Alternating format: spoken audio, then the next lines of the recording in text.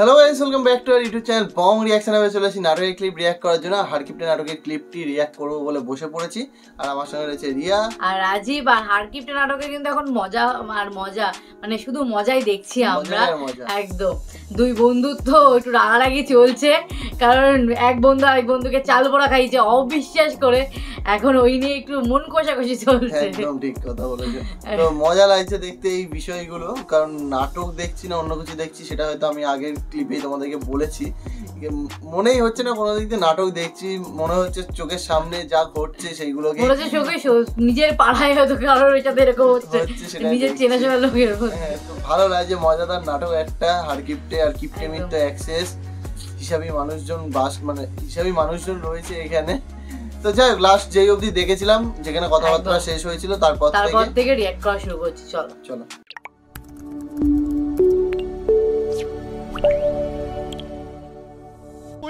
কত হারাধন, বারবার শরীরে হাত দিয়ে কথা কয় না তো, এই কি বদভ্যাস? বদভ্যাসের কি দেখলে? আমি যে হোমিওপ্যাথি জানি সে কথা নম্বর 29 কয়েক ডোজ থুজা মাইরে দিলে তোমার শরীর আর ওই হিজল গাছের মতন উঁচে ডুবা থাকবি না। কই দেখি দেখি তোমার হাত দেখি। আমার গায়ে হাত দাও। তোমার কইছি না গায়ে হাত দেবা না। তোমার ওষুধ কি দেখাচ্ছে? তোমার ওষুধ খাইলে পরে রোগ তো সারবেই না। রোগী পটল খেতে দাও। পটল খেতে বাবা রে বাবা, এত বড় অপমান করে চলে গেল। আলাদা একটা ট্যালেন্ট আছে, অনেক কিছু জানে, হাত দেখতে পারে। আবার কি কথা করছিস রে বললা? তুমি অনেক জুনিয়র, তোমার এসব কথা শোনার কাম নাই, চুপ করে বই যাও। কি তোর গায়ে কি ফসকা টসকা পড়েছে নাকি? আমরা তো চান্সের মধ্যে দিয়ে মনে করছি চাইল পাড়া খাওয়ার থেকে বাইসে গেছি। কি কইছ বড় ভাই? তোমরা তেনো ভাই তো বলো, চাল পড়া না খাইয়ে তোমরা প্রমাণ করে হালাইছো যে তোমরা চোর। তুই ঠিক কথাই কইছিস সে গোল্লা, চাইল পাড়া না খেয়ে ভুলি করেছি। তোর গায়ের মধ্যে যেন ফুসকা ওঠার কোনো লক্ষণ দেখা দিচ্ছে না, মানে আমাকেও কিছু হইতো না। ফুসকা ওঠার টাইম এখনো পার হয়নি রে বড় ভাই। হারাধন কাকার চাইল পরা খাইয়া চোরেরা পার পাইব, এটা হতেই পারে না। সম্রাট, তুই খেল এক পেশাল বারো খায়। চুরি কেটা করছে? চুরির সংজ্ঞা জানো তুই? এখন চুরির সংজ্ঞা হারাধন দত্তের চাউলের গোলার মধ্যে বইয়ে থেকে ব্যাগ চাউলও যদি খাইয়ে লাই, গায়ে একটা গামাসি উঠবে না, ঠোস পড়া তো দূরের কথা। কারণ প্রথম থেকেই আমি তোমাদের বলতে আছি যে আমি একটা ফ্রেশ মানুষ, একটা পবিত্র মানুষ। ওকে? সুমকি অবশ্য সেই কথাই কইছিল। তবে ধরে যাই কস, কামটা কিন্তু চুরি হয়েছে।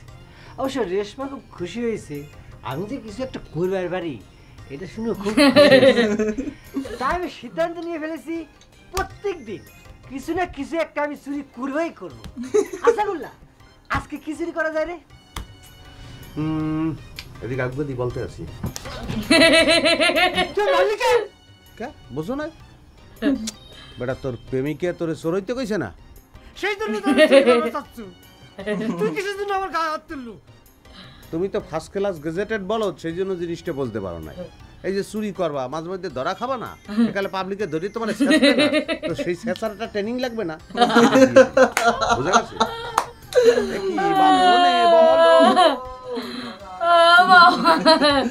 ভালো ট্রেনিং ছিল, জোরে মারিছি না, ভালো জোরে মারিছি তো ব্রেক হয়ে গেছে।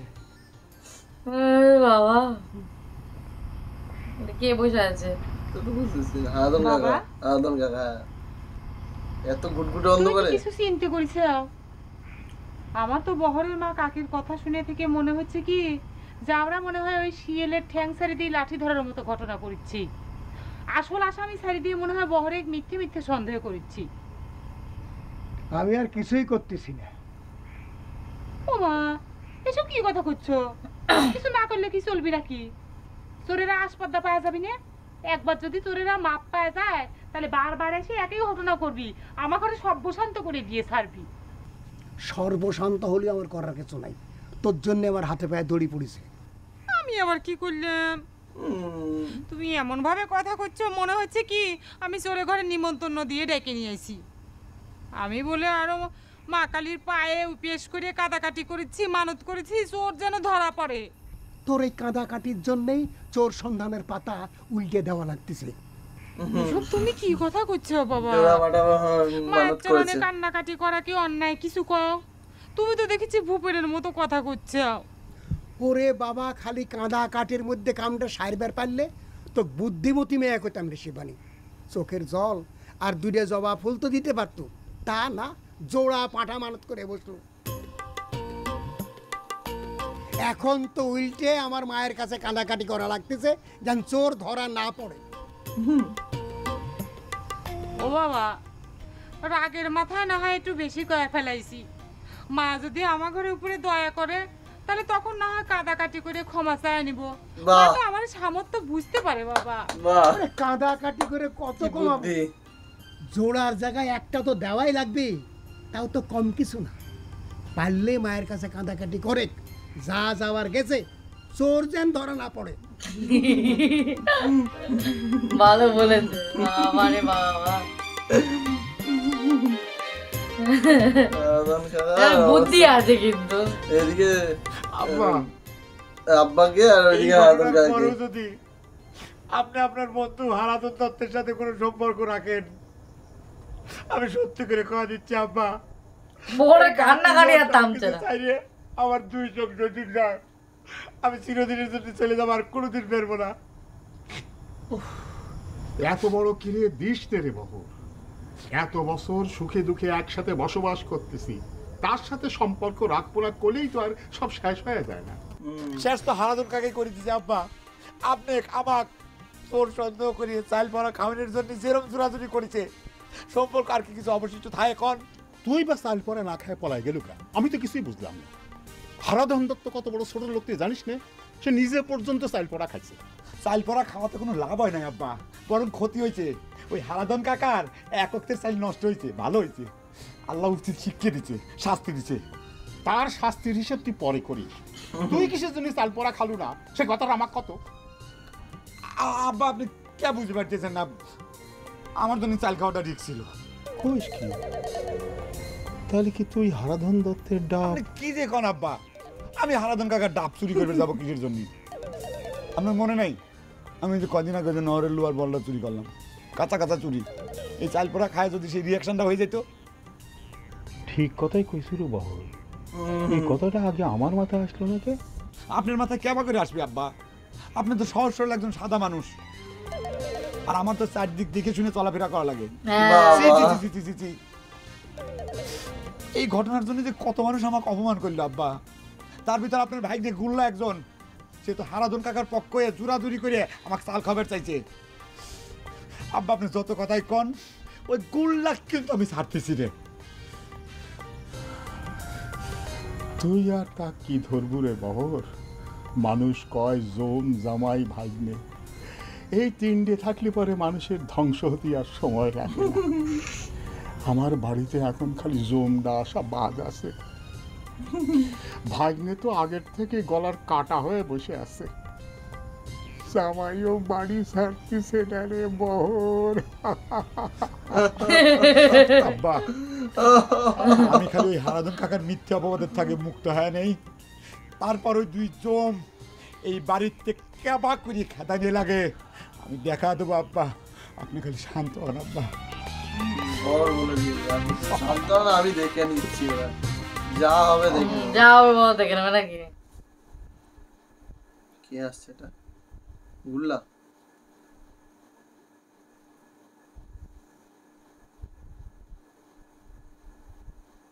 গুল্লা না তো মনে হচ্ছে। তো অন্ধকার কিছু দেখা যাচ্ছে, কথাও বলছে না।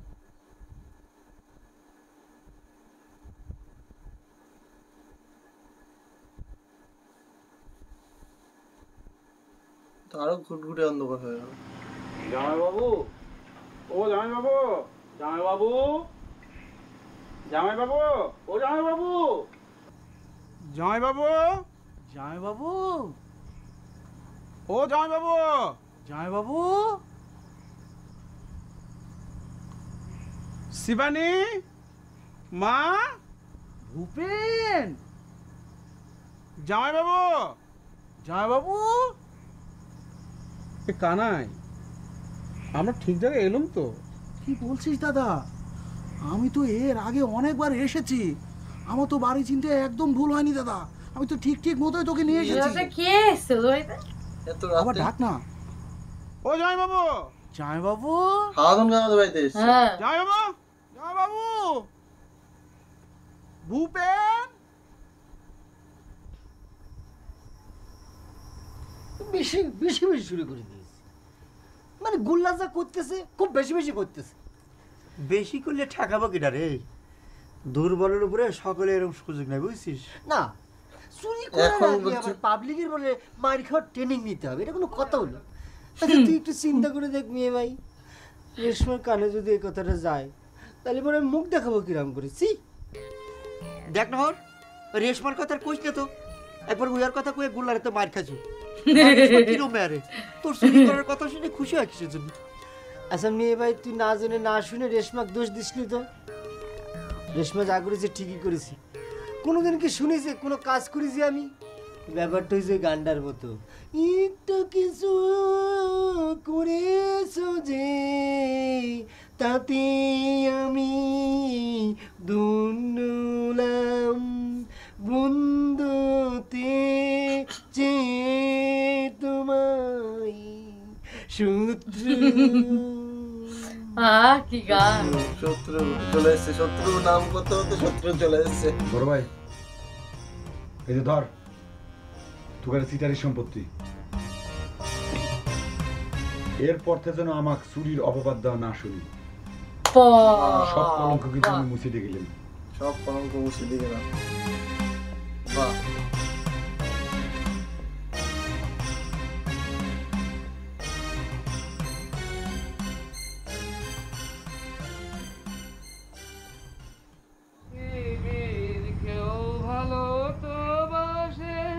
রাত্রিবেলা কোথায় কোথায় ঘুরে বেড়াচ্ছে।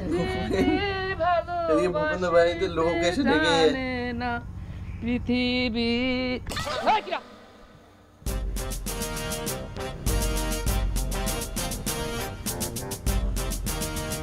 এই সাইজ দেখে বুঝতে পারছিস না আমরা কারা, নাকি তুই ভুলে গেছিস? কানাই মামা, বলাই মামা, তোমরা কখন আইছাও? অন্ধকারের মধ্যে বসে রয়েছে ওকে। আরে এসেছি তো, সে তো ঘন্টাখানিক হয়ে গেল রে বাবা। আর কেন ওখানে বসে আছিস সে কথাটা তোর বাপকে একবার ডেকে জিজ্ঞেস কর না। আর কি বলবো ভাই, না আমরা রীতিমতো তো কনফিউজ হয়ে বসে আছি। আমরা এখানে এসে তোর বাপকে জামাইবাবু বলে ডাকছি, শিবানীকে ডাকছি, কেউ তো দরজাই খুলছে না। শুধু দরজা খোলে না বলছিস কেন বলে দা? ঘরের মধ্যে থেকে ভূতের মতো কণ্ঠস্বর করে কেমন করে বলছে যে এটা হারাধন দত্তর বাড়ি না, আমরা নাকি ভুল করে এসেছি। বুঝতে পারছিস? লোক এলে তো অসুবিধা। বেশি হয়েছে বলে কি আমাদের এত বড় ভুল হবে? আমাদের নিজের দিদির বাড়ি আমরা চিনবো না? আমরা কি এই বাড়িতে নতুন এসেছি? এখন তোর বাপকে একটু ডাক না, আমরা কার বাড়িতে এসেছি একটু প্রমাণ করে দিই। আচ্ছা আচ্ছা, বাদ দাও বাদ দাও, সকালবেলা প্রমাণ করা যাবে না তোমরা কার বাড়িতে আইছো। এখন চলো ঘরে। আরে আমরা তো শিওর হয়ে বসে আছি। তোর বাপ যখন ভূতের মতো কণ্ঠস্বর করে বলে এটা হারাধন দত্তর বাড়ি না, বেশি করে শিওর হয়েছি। বুঝতে পেরেছিস? আরে না না, কার সাথে চালবাজি করতে আছে সেটা আমি টের পাই না, বলে দিচ্ছি। হ্যাঁ, কি অবস্থা বাবা। রুডি দেন আর দোকান মজায় মানে শেষ আর হচ্ছে না। নতুন নতুন কেউ না কেউ এসেই যাচ্ছে, নাই ইয়ে বহরদের বাড়ি আর না হলে হচ্ছে এই প্রথম ভূপেন্দ্র বাড়িতে এলো, মানে বহরদের বাড়িতে দুজন চলেই এসছে, মানে ভূপেন্দ্র বাড়িতে এবার দুজন এলো। এইবার মানে দুই মামা এসে, এইবার মানে মজাটা বাড়বে। যাই হোক, ভালো লাগছে, দারুণ লাগছে। তো এদের আসার কথাই কি তোমরা বলছিলে? কমেন্ট করো। তোমরা বলেছিলে যে নতুন লোক আসবে, নতুন ক্যারেক্টার ইন্ট্রোডিউস হবে, তো এই দুটো ক্যারেক্টারের কথাই কি তোমরা বলছিলে সেটা কমেন্ট করো। আর আমরা তো পরে গিয়ে দেখে বুঝতে পারবো, মুখ দেখতে পাইনি এখনো। তো যাই হোক, পরের এপিসোডের জন্য অপেক্ষা করো, আমরা অপেক্ষা রাখবো। তো দুই মামা কেমন মজা করে দেখা যাক। চলো বেশি দেরি না করে এই ভিডিওটা এখানেই শেষ করছি। দেখা হচ্ছে নেক্সট ভিডিওতে, ততক্ষণের জন্য টাটা।